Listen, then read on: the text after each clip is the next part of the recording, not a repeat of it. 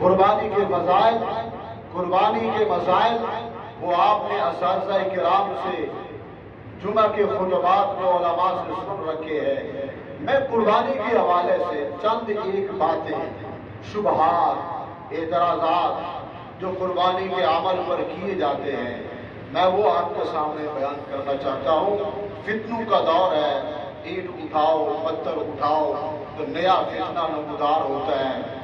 قربانی پر ہونے والے اعتراضات میں ایک اہم ترین اعتراض جو آج کے جدید دانشور سکالر مغرب زدہ مغربیت سے مرعوب متاثر لوگ قربانی پر اعتراض کرتے ہیں، جن کا وتیرہ اور جن کا ہمیشہ سے طرز عمل یہی رہا کہ انہوں نے اپنی عقلی اعتراضات اسلام پر کرنے ہوتے ہیں۔ ملحد کہتے ہیں جو عقل پرست ہے، جو کیا ہے عقل پرست، عقل کے پیچھے چلنے والے ہیں۔ اللہ نے ہمیں عقل کا تابع نہیں بنایا، اللہ نے ہمیں وحی الہی کا تابع اور پابند بنایا۔ اگر ہماری عقل کا فیصلہ وحی الہی کے مطابق ہے تو سلام ہے، اس کو مانیں گے، لیکن اگر ہماری عقل ٹکراتی ہے وحی الہی سے، ہم عقلی ڈھکوسلے کو چھوڑ دیں گے اور وحی الہی کے فیصلے کو نہیں چھوڑیں گے۔ انسان کی عقل اللہ کی وحی سے نہیں ٹکرا سکتی، انسان کی عقل اللہ کی وحی کا مقابلہ، عقل انسان کی اپنی ذاتی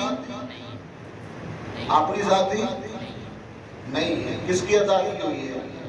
سارے بولو، عقل کس نے عطا کی ہے بھائی؟ اللہ کی عطا کی ہے۔ اور وحی کس کی طرف سے آتی ہے؟ اللہ کی طرف سے۔ تو کیا انسان کی عقل جو ذاتی نہیں ہے وہ بھی اللہ کی عطا کی ہوئی ہے؟ اللہ نے بقدر ضرورت انسان کو عطا کی ہے، انسان کو عقل کل نہیں بنایا کہ سب کچھ اس کی عقل میں آ جائے۔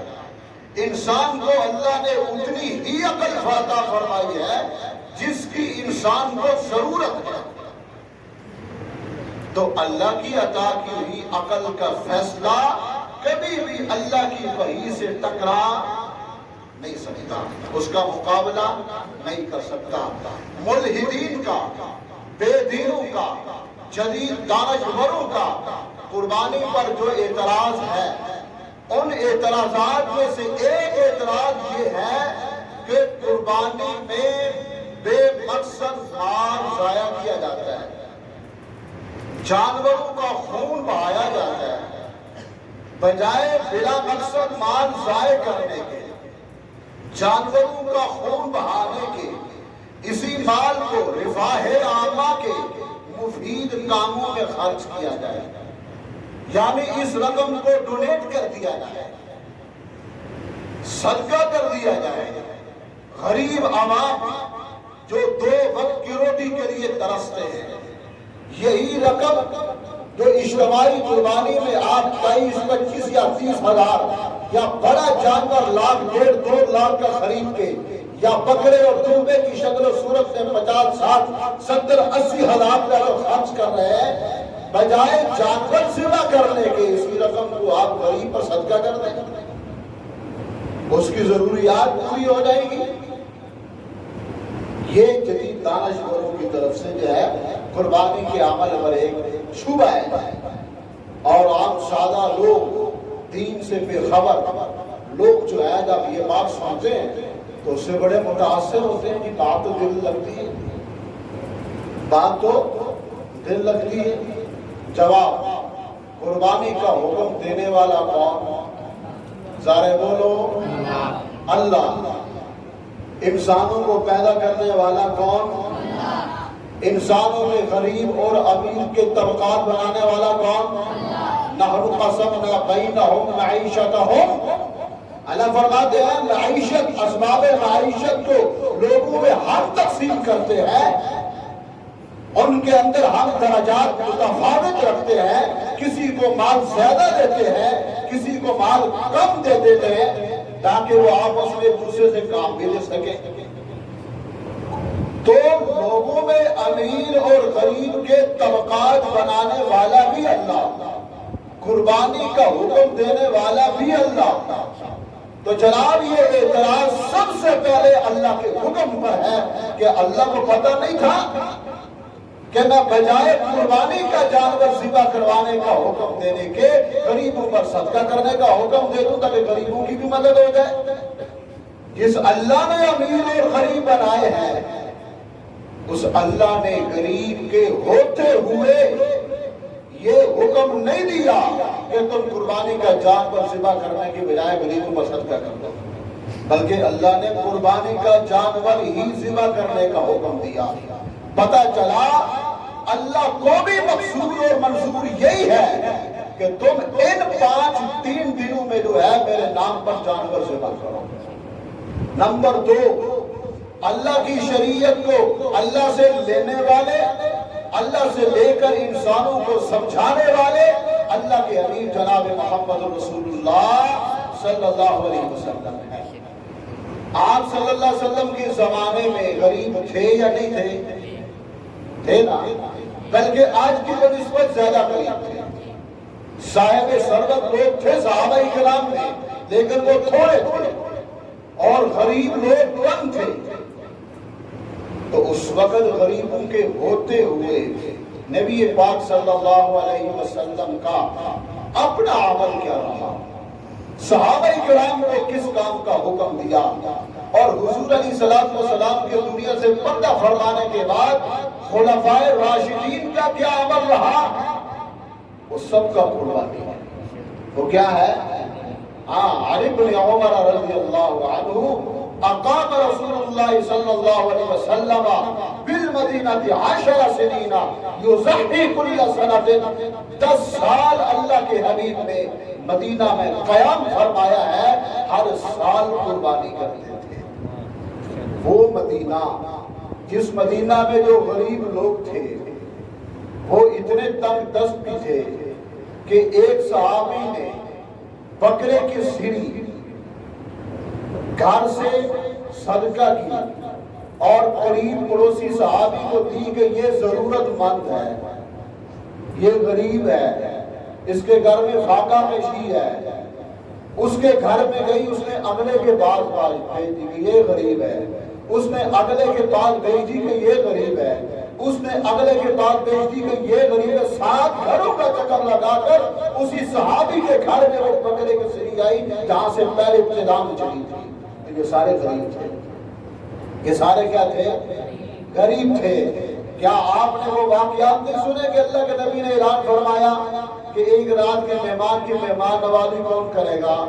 تو مہمان نوازی کرنے والا اس کو لے گیا، گھر والی کو بتا دیا کہ کھانا صرف ایک بندے کا ہے، لہذا بچوں کو بہلا کر سلا دینا اور خود چراغ ٹھیک کرنے کے بہانے سے بجھا دینا تاکہ ہمارا مہمان جو رسول اللہ کا بھیجا ہوا ہے وہ پیٹ بھر کر کھانا کھا لے، ہم اور ہمارے بچے یہ رات فاقہ کشی میں گزار لیں اور کوئی مسئلہ نہیں ہے۔ بچوں کو بھی سلا دیا، چراغ بھی بجھا دیا، کس لیے؟ مہمان کھانا کھا لے۔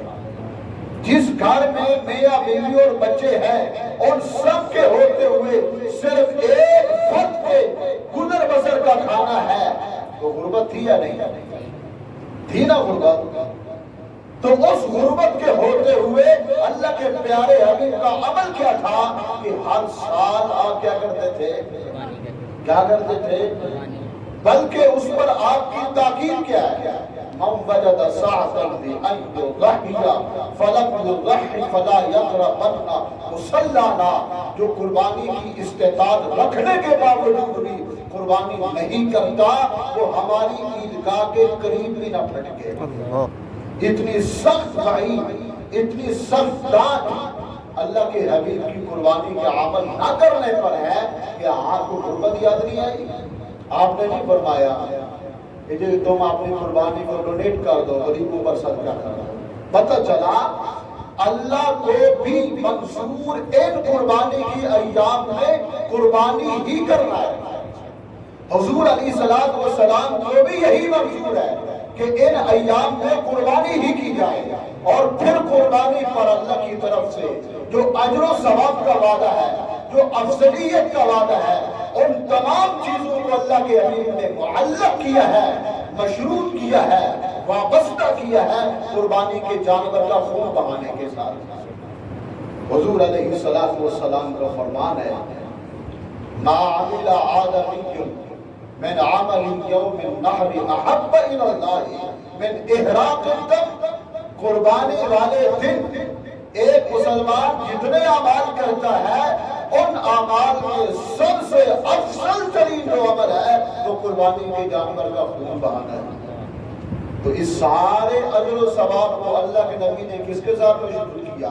قربانی کا جانور ذبح کرنے کے ساتھ، اور یہ بتایا کہ قربانی کی ایام میں اللہ کو سب سے زیادہ محبوب یہی عمل ہے، سارا اجر و ثواب اسی کے ساتھ مشروط ہے۔ باقی جہاں تک غریبوں کی بات ہے، غرباء کی بات ہے، اسلام ان کو نہیں بولا، اسلام نے غرباء کو کسی موقع پر بھی فراموش نہیں کیا۔ غرباء کی مدد کے لیے اسلام میں زکوٰۃ ہے، غرباء کی مدد کے لیے اسلام میں صدقہ فطر ہے، غرباء کی مدد کے لیے اسلام میں عشر ہے، غرباء کی مدد کے لیے اسلام میں خراج ہے، غرباء کی مدد کے لیے جناب اسلام میں دیگر جرائم کے جو کفارہ جات ہیں، یہ سب کہاں پر خرچ کی جاتے ہیں؟ غرباء پر خرچ کیے جاتے ہیں۔ تو غریبوں کی مدد کے لیے اسلام نے انتظام اس کے الگ فرمایا ہے کہ تم اس کے علاوہ اپنا مال کیا کرو؟ خرچ کرو۔ باقی یہ دانشور جن کو قربانی پر یہ اعتراض آتا ہے، صرف قربانی اور حج پر ہی آتا ہے، اس کے علاوہ جتنی لغویات ہیں، جتنے بھی فضول خرچیاں ہیں، شادی پہ، بچے کی منگنی پہ، ایسے لوگ جو اعتراض کر رہے ہیں، میں ان کی بات کر رہا ہوں۔ بچے کی منگنی پہ لاکھوں روپیہ خرچ کریں گے، اس وقت غریب یاد نہیں آئے گا۔ بچے کی شادی پر لاکھوں کروڑوں روپیہ خرچ کریں گے، اس وقت غریب یاد نہیں آئے گا۔ بے مقصد تقریبات پر کروڑوں روپیہ خرچ کر دیں گے، اس وقت غریب یاد نہیں آئے گا۔ غریب یاد آئے گا تو اسی وقت یاد آئے گا جب اسلام کا کوئی حکم آ جائے گا۔ مقصد کیا ہے؟ اسلام کے احکام کی من مانی تشریحات۔ اس لیے ملحدین کا، جدید دانشوروں کا یہ شبہ بالکل بیکار اور بے مقصد ہے۔ کیوں؟ اس لیے کہ اسلام نے غریبوں کی مدد کے لیے اس کے علاوہ بھی احکام دیے۔ دوسرا جی، اور دیکھو جی، جانوروں کی نسل کشی ہوتی ہے، کیا ہوتی ہے؟ جانوروں کی نسل کشی ہوتی ہے۔ جانور 3 دن میں جناب لاکھوں اور کروڑوں کی تعداد میں پوری دنیا میں ذبح کر دیے جاتے ہیں۔ یاد رکھیے، اللہ کا روز اول سے یہ نظام چلا رہا ہے، انسانوں اور جانوروں کو جس چیز کی بھی ضرورت ہوتی ہے، جتنی زیادہ اس کی ضرورت ہے اتنی ہی زیادہ اس کی پیداوار بھی ہوتی ہے۔ بلکہ اللہ تعالیٰ تو قرآن کریم میں یہ وعدہ فرماتے ہیں کہ تم جو چیز جائز ضرورت میں، مباح ضروریات میں اور نیکی کے کاموں میں خرچ کرو گے، اللہ اس کا بدل بھی عطا فرمائے گا۔ وَمَا أَنفَقْتُم مِّن نَفَقَةٍ وَمَا أَنفَقْتُم مِّن شَيْءٍ فَهُوَ يُخْلِفُهُ۔ تم جو چیز خرچ کرو گے اللہ اس کا بدل بھی عطا فرمائے گا۔ چنانچہ پوری دنیا کا مشاہدہ ہے کہ قربانی کے ایام میں اگر اس قدر کثیر تعداد میں یہ حلال جانور ذبح ہوتے ہیں تو کوئی ایک واقعہ کسی ایک سال میں، بلکہ اس سال میرے پچھلے سیلاب میں جہاں انسان پانی میں بہہ گئے، جانور بھی بہہ گئے، سیلاب میں جہاں مالی نقصان ہوا، جانوروں کی صورت میں مالی نقصان بھی ہوا، لیکن اب قربانی کے موقع پر پورے ملک کا وزٹ کرواؤ، کیا منڈیوں میں جانور کم ہوئے؟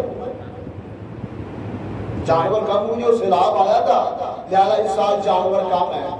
نہیں۔ یہ جانور جو ذبح ہوتے ہیں، بکری ہے، گائے ہے وغیرہ، یہ جتنی زیادہ تعداد میں ذبح ہوتے ہیں ہر سال اس سے کئی گنا زیادہ یہ پیدا کیا جاتے ہیں۔ تو یہ اللہ کا شروع سے نظام ہے کہ جو چیز جائز ضرورت پر خرچ ہوگی اور اللہ کے قرب کے راستے میں خرچ ہوگی، اس میں کبھی بھی کمی واقع نہیں ہوگی، اس کی نسل ختم نہیں ہوگی۔ ذبح کرنے کا حکم دینے والا اللہ، تو پیدا کرنے والا کون؟ اللہ ہے۔ جس اللہ نے ذبح کا حکم دیا ہے تو کیا وہ اگلے سال ذبح کرنے کے لیے اور پیدا نہیں کرے گا؟ گائے ایک بچہ دیتی ہے، عموماً کوئی ہزاروں میں کوئی 2 دے دے تو یہ خلاف عادت ہے، ویسے ایک ہی دیتی ہے۔ بکری زیادہ سے زیادہ 2 دیتی ہے، اونٹ 1 دیتا ہے، اور بلی اور کتیا 4 5 6 بلکہ 10 بھی دے دیتے ہیں، بتاؤ کا سمجھ آئے گی نہیں؟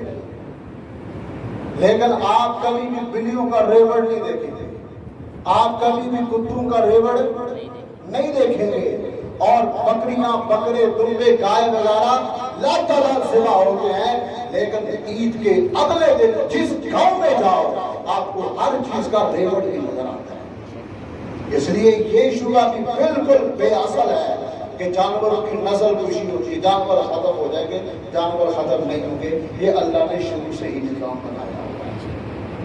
اور قربانی کرنے والوں میں سے یہ تو روز قربانی کرتے نہیں، قربانی کرنے والوں کے بھی شبہات ہیں، وہ بھی خصی جانور کی قربانی نہیں کرنی چاہیے، خصی جانور کی قربانی نہیں کرنی چاہیے۔ کیوں؟ خصی ہونا عیب ہے، اور عیب دار جانور کی قربانی نہیں ہے۔ پہلی بات تو یہ ہے خصی جانور کی قربانی کرنا سنت رسول ہے۔ کیا ہے؟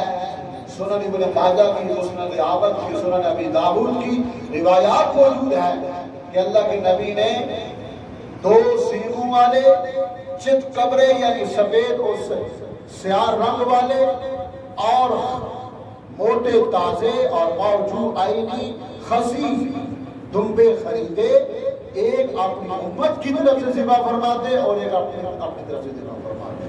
پہلی بات کہ یہ اللہ کے نبی کی سنت سے ثابت ہے۔ نمبر 2 جو اعتراض ہے کہ خصی ہونا عیب ہے، خصی ہونا کیا ہے؟